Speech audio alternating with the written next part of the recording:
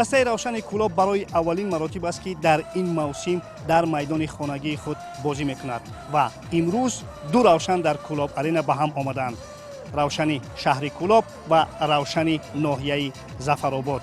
ва бояд бигӯем ки барои тамошои ин бозӣ ҳоли ҳозир мухлисони зиёде ба ҳам омадаанд ва дастандакорон чанд чорабинии дигарро ҳам дар ин ҷо роҳандозӣ кардаанд ки мо инро пайгирӣ мекунем ва барои шумо намоиш хоҳем дод.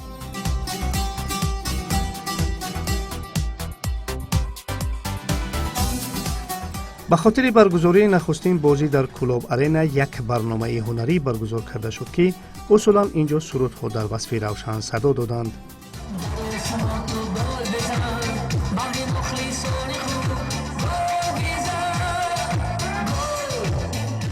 дастаи равшани кӯлоб маъмулан ҳама вақт суруди худро дошт ва кӯлоб арена ҳамин сурудро ҳама якҷоя мехонданд ва он замоне ки дастаи равшан ба ҳуҷум мегузарад, он вақт шӯру ғавғои ин варзишгоҳ ба осмонҳо дака мехӯрад ва дар мавсими нав ҳам ҳунармандони кӯлобӣ боз тавонистанд ки сурудҳои дигарро барои дастаи равшан эҷод кунанд ва Гурез Раҳмонов, ҳунарманди маъруфи мо, ҳоли ҳозир тасмим дорад ки суруди нави худро барои равшан дар ин ҷо бисарояд. хуб, ман Гурезҷон мехостам ки дар бораи эҷоди ҳамин суруд бигӯед ки аз куҷо пайдо шуд андешаи эҷод кардани ҳамин суруд?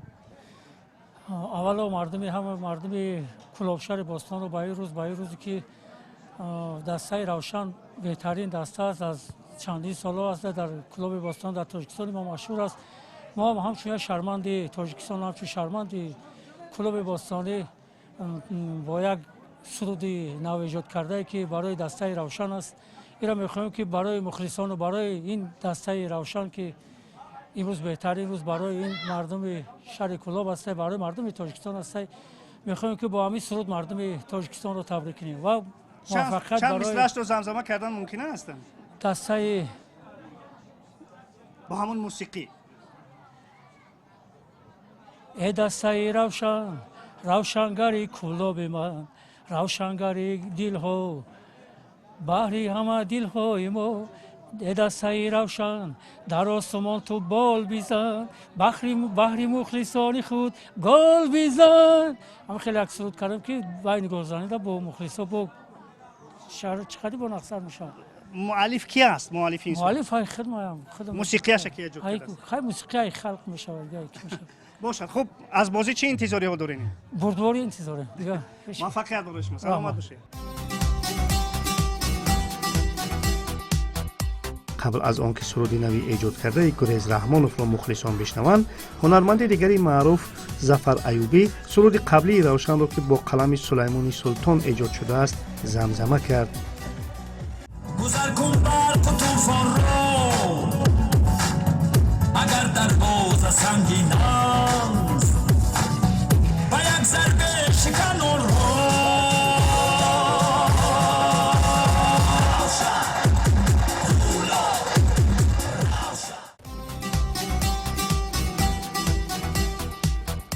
дар рӯзҳои баргузории ин бозӣ кумитаи кор бо ҷавонон ва варзиши назди ҳукумати ҷумҳурии Тоҷикистон як аксияеро роҳандозӣ мекард ки дар он ташрифи даҳҳо нафар ҷавонон аз тамоми қаламрави кишвар ва шаҳру навоҳии минтақаи кӯлоб дар назар дошта шуда буд ва дар барномаи сафари онҳо ташриф ба ин бозӣ пешбинӣ шуда буд.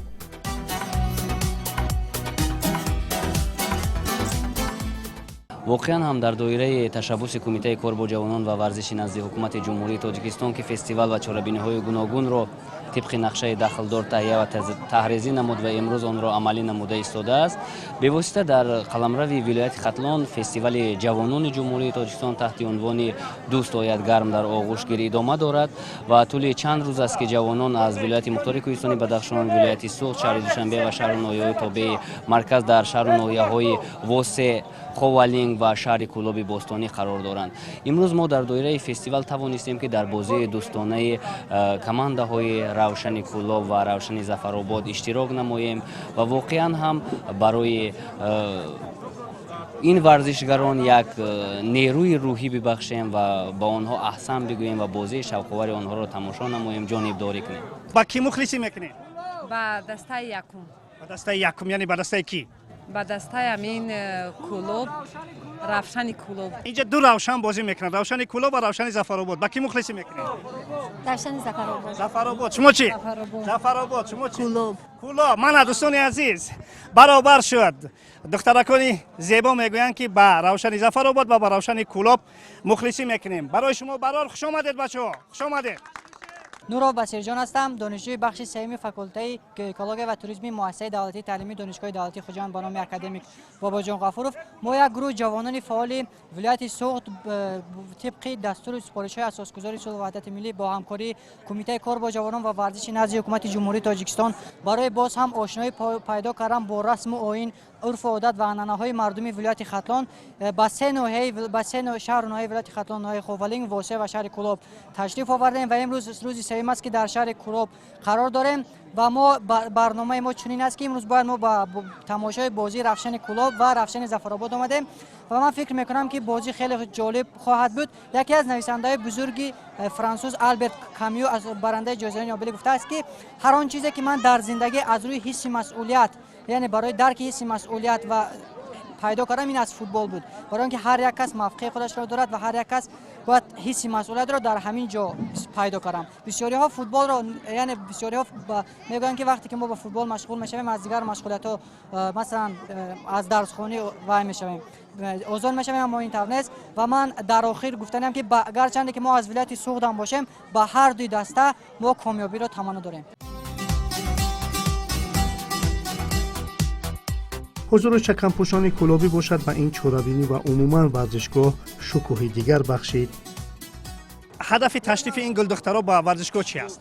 هدف تشریف این گل دختران کلوب شهر از مؤسسه دولتی تعلیمی کالج شهر کلوب به نام رحمت‌زاده رحمت الله عزیز تشریف آوردن که امروز جوانان تاجیکستان، دلگاسی جوانان تاجیکستان در شهر کلوب برگزار می‌گردد و اینها تشریف برای هم قطار آوردن که چون که با جوانان تمام جمهوری و آخری گذارند و در این چورابینی جمع آمدی که آید روز جوانان است اشتراک نموده و فعالانه سهم خود را گذارند.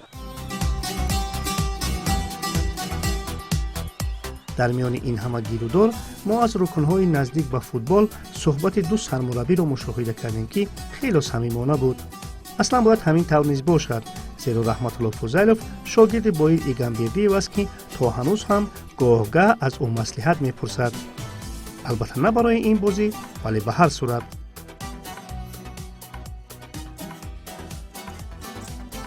Салам алейкум. Салам алейкум. Вижу, шогирды устод беседуете. Да, есть. Как ваше противостояние вообще-то сегодня? Ну какой противостояние? Это просто спорт, Спорт. борьба за первенство. Поэтому здесь, как говорится, ни братьев, ни родных, ни знакомых, никого нет, как-то будем так говорить.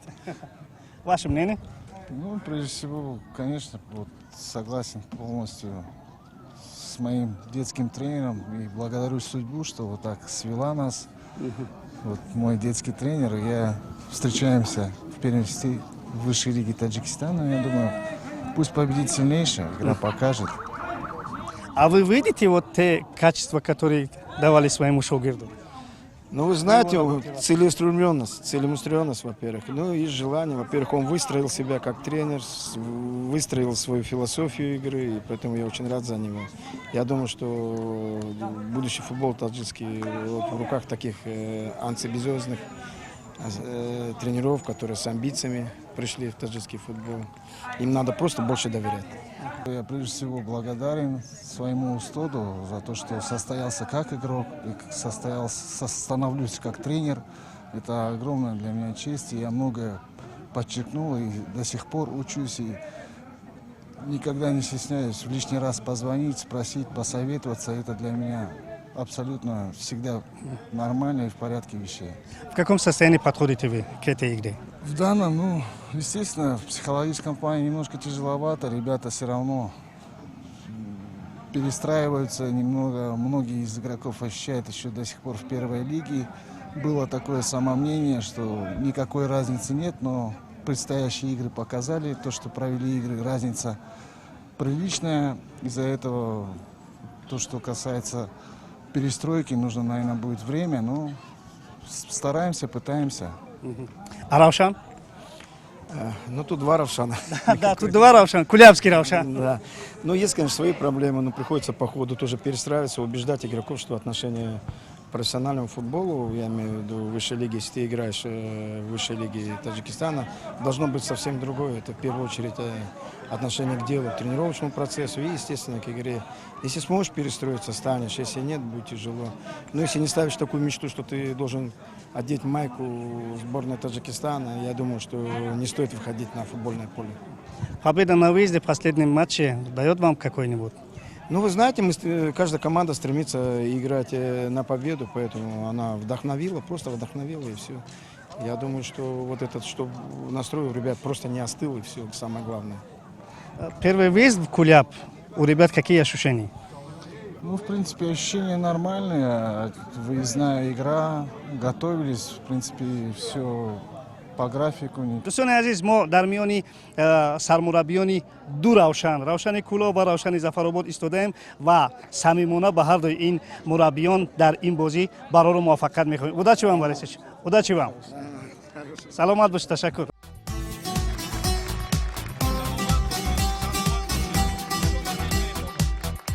البته برگزاری نخستین بازی در موسم رویداد بزرگ فوتبالی است و برای مبارکبادی بازیگران و مخلصان رئیس شهر کلوب نظرزاده بختیار خدایار تشریف آورد.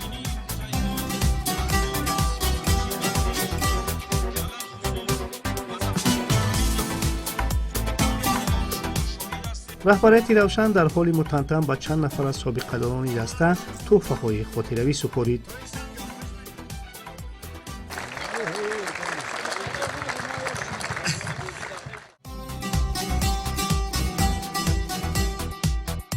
باید گفت مقامات اجرایی حکومت دولتی شهر کلوب نیز در دستگیری دسته سهم دارد و همچون عرض سپاس به رئیس شهر کلوب نیز از جانب رهبریت کلوب تحفه‌های خاطره‌ای سپرده شد.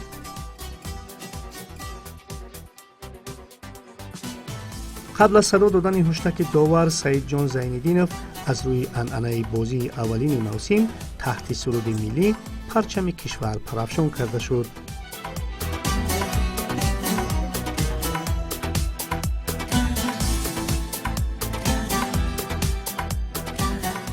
اینک بازی آغاز گردید و کلوبی‌ها جلوی آن را در دست گرفتند. باید گفت بایر ایگامبردیف اصلا برای روشن کلوب بازی هجومکار را مانده است. هرچند در بازی با ختلان آن چندان روشن نبود، اما در دقیقه های نخستین این بازی این چیز به چشم خورد. همین بود که هنوز در دقیقه 12 بازی و عبدالخلیل بارونوف میسر شد که یک گل به دروازه محردین احمدوف بزند. равшани кулоб пешсав мегардад ва абдухалил боронов ба додани гол даст меёбад.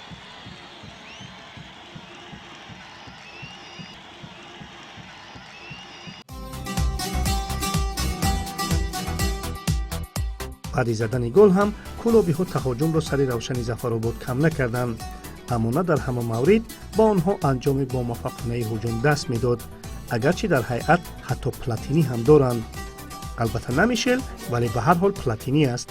зафарободиҳо бошанд усулан аз минтақаҳои холишудаи майдон ҳангоми ҳуҷумҳои равшани кулоб истифода карда ба аксулҳуҷум мегузаштанд, аммо на ҳуҷумҳои пайҳами равшан ва на контрҳуҷумҳои шогирдони раҳматулло фузайлов самар наоварданд ва қисмати якуми бозӣ бо чунин ҳисоб анҷом шуд.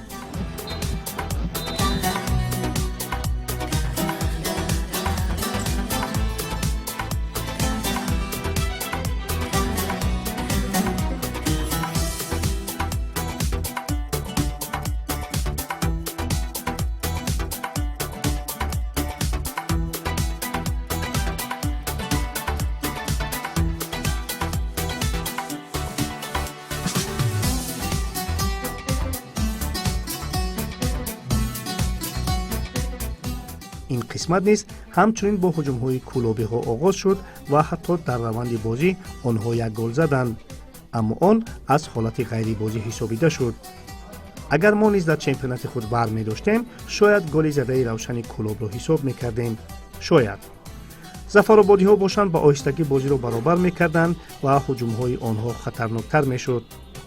در دقیقه 77 بازی باشد عظیمجان مولانوف нафаре ки дар оғози қисмати дуюм ба майдон омад ҳисобро баробар кард. дар дақиқаи 77 равшани зафаробод гол мезанад ва чӣ гуна гол зада шуд. азимҷон мавлонов тӯбро вориди дарвозаи рустам ризоев мекунад.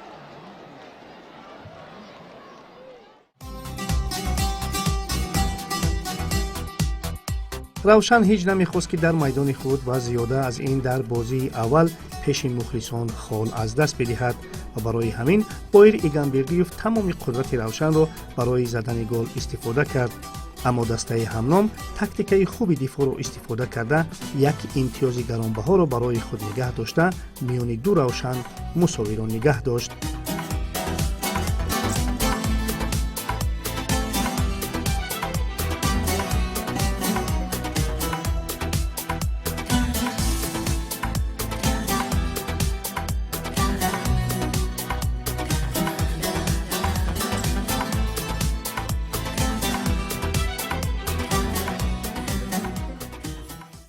ҳамин тавр ба анҷом мерасад бозии равшани кулов ва равшани зафаробод бо ҳисоби 1-1. Получилось, к сожалению, два разных тайма. Ребята в психологическом плане переживали за результат. До этого было два проигрыша. Но я сказал, что ничего страшного, у нас еще все впереди. Но все равно вот это волнение сказалось в первом тайме. Во втором тайме поговорили, внесли коррективы, чтобы попросил ребят поверить в себя и чуть-чуть действовать поуверенней. Я думаю, это подействовало на ребят. Спасибо. Еще раз хочу им сказать, поблагодарить за такую игру, за самоотдачу. И добыли на выезде у довольно-таки очень принципиального соперника Равшана Кулаба ничью. Бояд ман ҳамиро қайд кунам ки албатта на ҳама бозингарони даста гӯям ки бозингарои бо таҷрибаанд. Дар даста бисёр бозингарони ҷавон аст. Вале ногуфта намондад ки агарчанде ки бозӣ рафти бозӣ дар таҳти идораи мо буд, аммо ҳариф низ аз хатогӣ мо истифода бурда тӯбро 1-1 дуран кард бозиро. Вале ман ҳамиро қайд карданиам ки шояд ки боз шумо ҳам дар телевизиони варзиш ҳамиро мебинед ва менро аллакай дидам вақте ки 1-0 голи дуюмро муҳсин абдуғаффор вориди дарвозаи зафаробод кард. Албатта ин хатогии доварон буд ва ман фикр мекунам ин ба он оварда расонд ки ҳисоби бозӣ низ дар виҷдони онҳо аст. ман инро албатта гуфтанӣ набудам, валекин вақте ки ҳозир ман наворо худ нигоҳ кардам дар рафти ки гӯем ба партофт ба муҳсинҷон шуд, онҷо офсайд набуд ва ин футбол аст. Албатта гоҳ мебурӣ, гоҳ дуранг мекунӣ. ҳамин гарчанде ки мо аз ҳисоби бозӣ розӣ нестем, вале футбол худ ҳамин аст. баъди ин бозӣ равшани кулоб имтиёзи чоруми худро ба даст оварда дар мавқеи шашуми ҷадвал қарор гирифт. равшани зафаробод бошад ҳамагӣ холи дуюми худро касб карда синаҳои поёнии тахонаи ҷадвалро бо истиқлоли душанбе ки то ҳанӯз дар чемпионат ягон бозӣ нагузаронидааст қисмат мекунад. албатта барои равшани навкори лигаи олӣ ба даст овардани як хол дар сафар ва боз ҳам дар муқобили як ҳарифи аршаде чун равшани кулоб дастоварди кам нест. аммо бархеҳо бахусус дастандадкорони равшани кулоб ин мусовиро ҳамчун бохт қабул карданд. вале шӯхии як мухлиси даста шояд ба дари онҳо каме малҳам бахшад ки гуфт агар бой ҳам медод равшан бой намедод.